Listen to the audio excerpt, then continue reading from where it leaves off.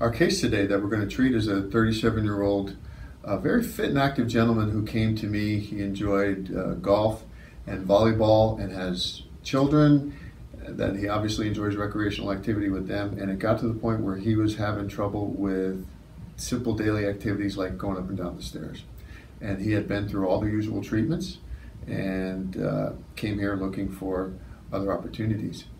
Today we're going to be treating his right knee. We actually treated his left knee just 2 weeks ago, and he's already quite pleased with the response. He's doing very well and is having much less pain just walking around, and already notices the difference with the stairs. The fact that we can do 2 treatments within 2 weeks really shows that this is not a very invasive or debilitating treatment. Years ago, I was playing volleyball about 3 days a week and ignoring tendinitis, and what that ultimately led to was tendinopathy. So meeting with Dr. Ruane, we discussed removing some of the scar tissue that was in the Patella tendon that I had, so that way that tendon can kind of come back together and become more healthy.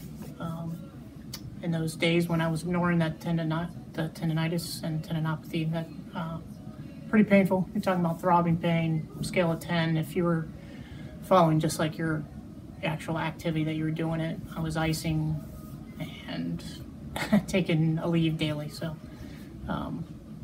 that's what ultimately led me to kind of taking a peek at maybe some other options. I've been with chiropractors and some other doctors to look and see what the options were. But then when I met Dr. Ruane, which was referred to by my chiropractor, he had an option to do this TenJet procedure, remove the scar tissue, and then try and get our tendon back to healthy. 2 weeks or so after, there's usually very little discomfort. We prescribe pain medicine for a short period, but quite honestly, most patients feel that they don't need it. If we do a knee or a hip, you may need crutches for a week or so, just to protect the area.